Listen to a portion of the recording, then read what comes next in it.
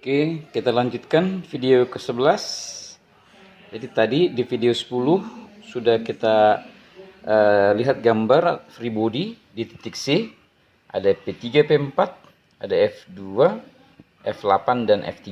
Ini ya, yang digambarkan di free body titik C. Oke, jadi seperti tinjauan di titik B tadi, tinjauan di titik B kan ada P1 dan P2. Nah, jadi P1, P2 itu yang kita cari dengan cara menyelesaikan persamaan ya. P1, P2 sudah. Oke, nah sekarang di titik C yang dicari siapa? P3 dan P4. Ya, P3 horizontal, P4 vertikal. Dah. Nah, jadi gaya batangnya tadi F2, F8, F3 itu sudah kita bikin tarik, artinya meninggalkan titik. Nah, sekarang meninjau harga P3. Ingat horizontal dulu ya, baru vertikal. Seperti di titik B tadi, P1 dulu baru P2. Artinya horizontal dulu baru vertikal. Nah gitu ya.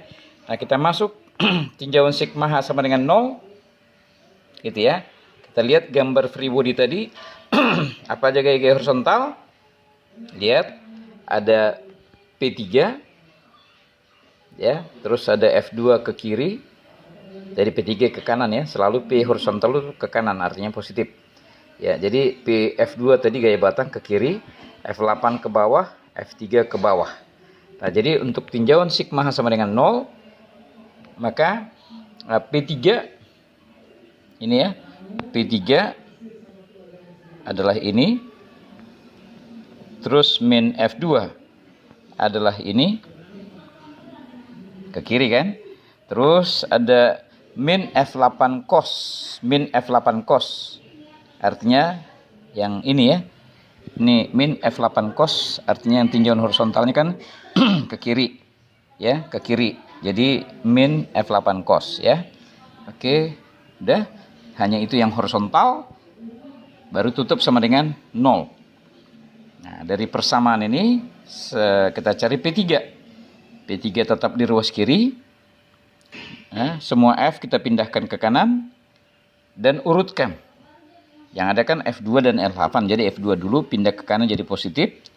Kemudian F8 min berarti ke kanan jadi positif. Terus cos tadi 0,8. Jadi 0,8 F8 ya. Itulah harga P3. Dah simpan. Lanjut kita mencari P4. P4 kan vertikal. P4 vertikal berarti tinjauan sigma V sama dengan 0. Nah gitu ya, sigma V sama dengan 0, tinjau itu apa aja gaya-gaya vertikal? Ya tentu P4, gitu kan? P4 sudah. Terus kemudian F8 sin yang vertikal ya. Jadi yang ada F8 ke bawah ya, ke bawah berarti sin ya, sin alpha. Terus siapa lagi yang vertikal? Ada F3, F3 ya, F3 ke bawah, min. Oke, jadi persamaan sigma V sama dengan 0 sudah kita selesaikan. Tutup sama dengan 0. Tutup sama dengan 0. Maka kemudian yang dicari siapa? Adalah P4. Jadi P4 tetap di ruas kiri. F8 pindah ke kanan. Gitu ya. Dan urutkan mulai dari yang kecil. Berarti F3 dulu. Ya, F3 pindah ke kanan kan jadi positif. Dan kemudian F8 negatif pindah ke kanan jadi positif dan sin 0,6 F8. Itulah harga P4. Nah, jadi gitu ya. Di titik C sudah kita dapatkan harga P3 dan P4. Oke, udah 4P kita dapat. P1 dan P2 tadi tinjauan di titik B, kemudian P3, P4 tinjauan di titik C. Oke, kita lanjut mencari P yang berikut. P yang berikut adalah P5. P5. Nah, jadi kita tengok lagi gambar yang tadi. Gambar aslinya yang di atas ya, yang di atas ini ya. Oke. Nah, tadi di P5 ada di titik D. Ini ya. Ada P5 di titik D. Horizontal ya, karena ada roll di sini, berarti tidak ada perpindahan vertikal. Jadi yang ada perpindahan horizontal itulah P5 di titik D. Nah, gitu ya. Nah, sekalian kita tengok gaya batang apa saja yang ada titik D, yaitu batang 4, yaitu F4, batang 6 yaitu vertikal ya, F6. Terus ada F8 juga ini ya, berbuhulkan titik D ini ya. Oke, ada batang 8 berbuhulkan titik D, dan kemudian ada F5. Oke, ada F5, berarti batang 5 gitu ya, F5 ini. Nah gitu ya. Oke, jadi tinjauan titik D sekarang perhatikan, P-nya hanya P5, F-nya ada F4, F6, F8, dan F5. Ada 4 batang berbuhulkan titik D. Nah, kita tengok sekarang tinjauan titik D. Oke ya. Nah, ini free body. Di titik D ada P5, cuma 1, dan ada 4 batang. F4, F6, F8, F5. Kita misalkan semua tarik, ingat itu ya. Gaya batang itu dimisalkan semua tarik, jadi artinya meninggalkan titik buhul. Jadi F4 supaya meninggalkan titik buhul D, ke arahnya ke kiri. F6 supaya meninggalkan titik D, arahnya ke atas. F8 supaya meninggalkan titik D, arahnya ke atas juga. Dan F5 supaya tarik, dia harus ke kanan. Nah gitu ya, jadi semua batang sudah dimisalkan tarik. Nah terus kita tengok, yang mau dianalisa kan P5. P5 itu horizontal. Jadi yang ditinjau cuma sigma H, gitu ya. Tinjauan keseimbangan cuma sigma H. Jadi sigma H sama dengan 0. Apa aja gaya-gaya horizontal? Ya P5-nya ke kanan, F5-nya ke kanan, F4-nya ke kiri ya, karena negatif, artinya supaya tarik tadi negatif ya, ke kiri. Dan F8 cos, ya tinjauan horizontal dia ke kanan, positif. Nah gitu. Tutup sama dengan 0. Jadi keseimbangan horizontal sama dengan 0 di titik D sudah kita analisis. Nah berikutnya dari persamaan tadi, tinjaulah harga P5. Oke, tinjaulah P5. Nah tentunya sudah bisa diselesaikan seperti tinjauan yang titik-titik terdahulu tadi ya. Oke, jadi semua F pindahkan ke kanan, dan kemudian urutkan yang terkecil dulu baru yang terbesar. Hasilnya perhatikan tanda dan uraiannya, sin cosnya itu ya. Nah, sudah didapat harga P5. Kita lanjut meninjau P6.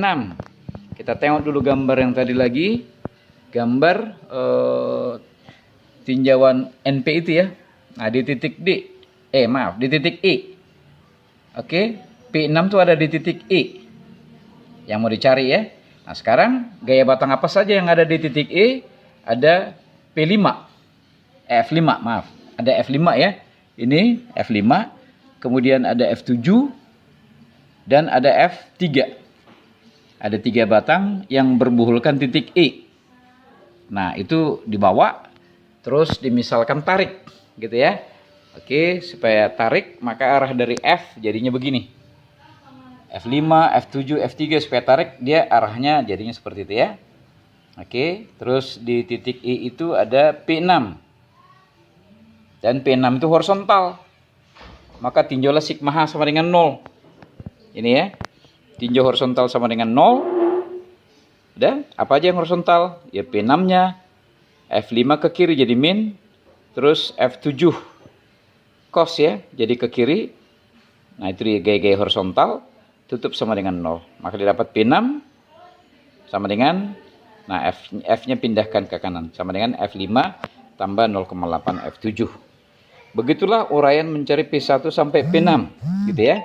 Jadi sekali lagi tengok P-nya horizontal atau vertikal. Sesuaikan sigma-nya atau apa? Tinjauan keseimbangannya. P-nya horizontal atau vertikal, sesuaikan dengan sigma H atau sigma V-nya gitu ya. Oke, sudah dapat P1 sampai P6. Nah, selanjutnya disusunlah matriks A. Gitu ya, disusun matriks A. Nah, tadi di awal udah saya sampaikan ada pembagian matriks ya, matriks tabel matriks standar itu termasuk matriks A.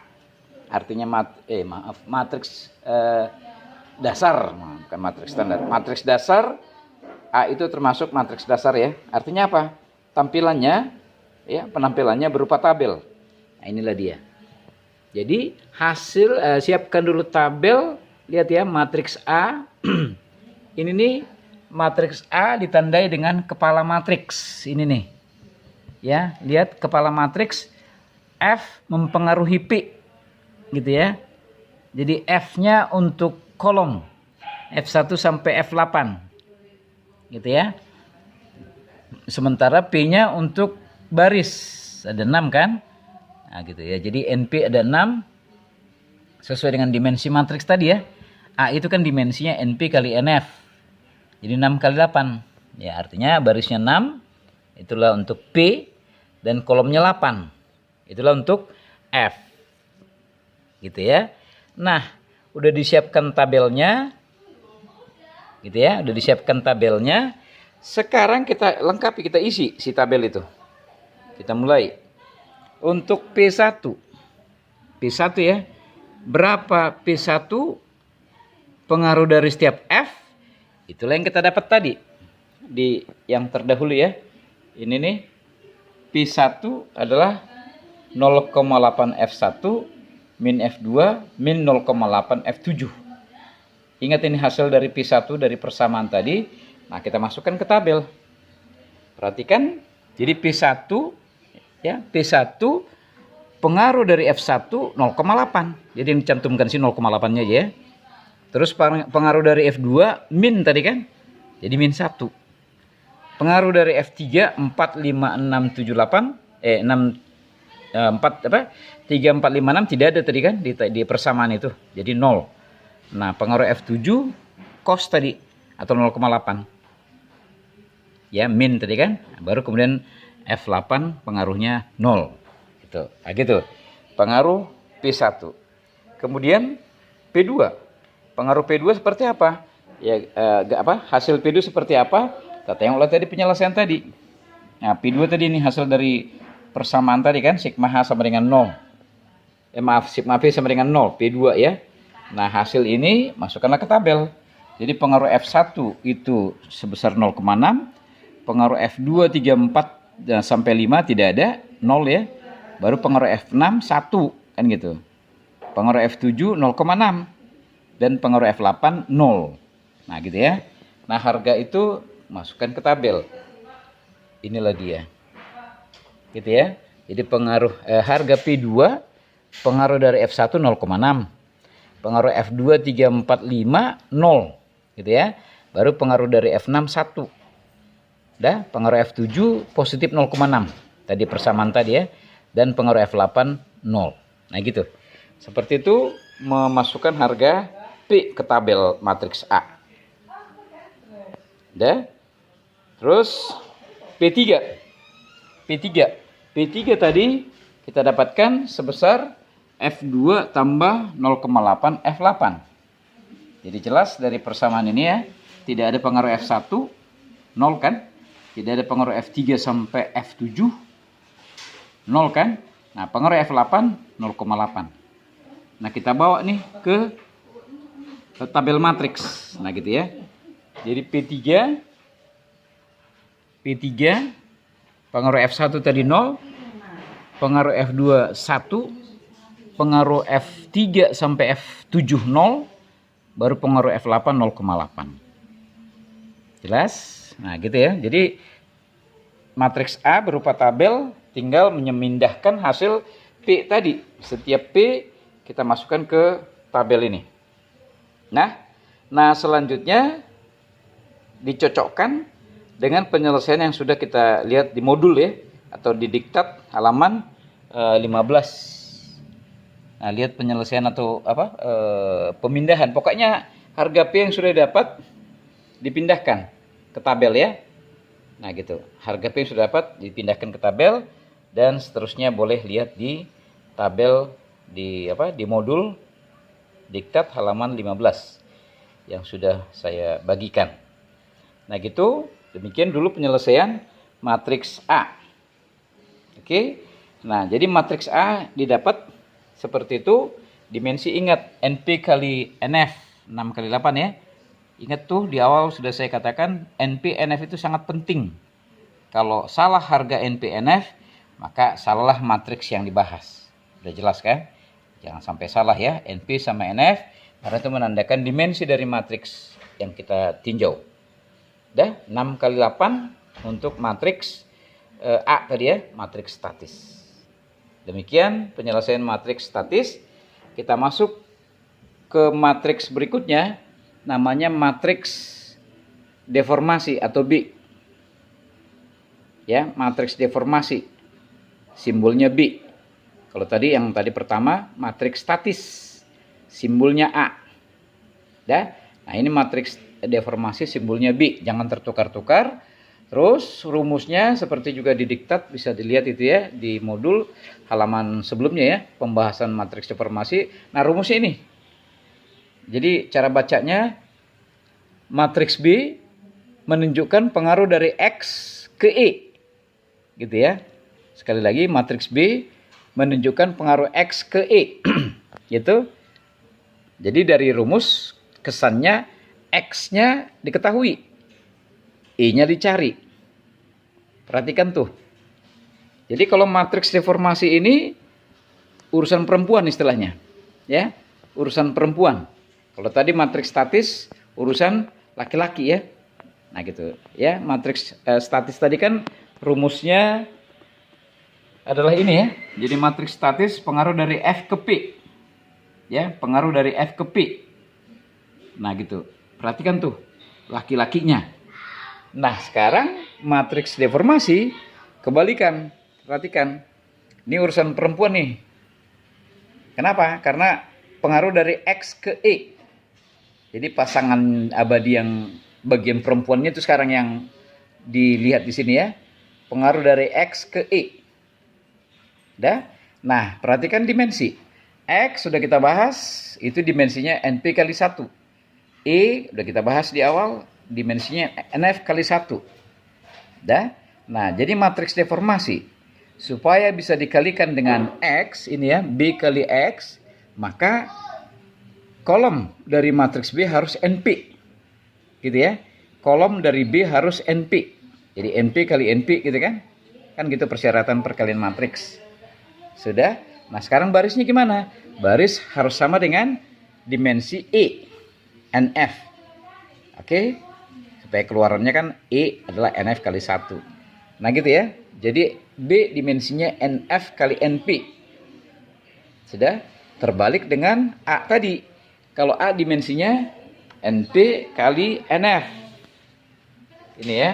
Dimensi A NP kali NF. Sudah? Jadi ada sesuatu nih antara A dengan B. Yang pertama kita lihat dimensinya terbalik. Ya, kalau A tadi NP kali NF dan A itu melihat urusan laki-laki, pasangan abadi yang dua itu ya. Oke. Nah, kalau deformasi itu dimensinya kebalik. NF kali NP dan urusan perempuan. Nah, gitu ya. Jadi ada apa-apa dengan A dengan B gitu. Itu dulu sementara pegang. Ada apa-apanya kita lihat nanti pembahasannya gitu ya. Oke. Nah, berikutnya matriks deformasi, pembahasannya lihat langkah-langkahnya ya. X itu dianggap gaya. Ini ya. X dianggap gaya, padahal X itu apa? Perpindahan, jaraknya kan? Iya, perpindahan atau tentu jarak, artinya satuan panjang gitu kan? Tapi di sini dianggap gaya dulu X itu. Sudah? Terus kemudian X itu nanti diuraikan. Diuraikan tegak lurus dan sejajar batang. Nah, ini urusannya sin cos juga nih. Ya, X nanti diuraikan tegak lurus dan sejajar batang. Kita lihat nanti. Kemudian X yang berpengaruh terhadap E adalah yang sejajar batang, gitu ya. Kan kita mau lihat ini pengaruh dari X ke E. Gitu ya, pengaruh dari X ke E. Nah, jadi ingat di sini setelah X diuraikan tegak lurus dan sejajar tadi kan. Nah, kemudian kita tengok adalah yang sejajar. Jadi yang tegak lurus nggak kepake gitu ya. Oke, jadi X tadi kita uraikan tegak lurus dan sejajar batang, ya urusan sin cos gitu kan. Baru kemudian yang berpengaruh terhadap E adalah yang sejajar batang. Jadi yang kita pakai nanti adalah yang sejajar batang, gitu ya.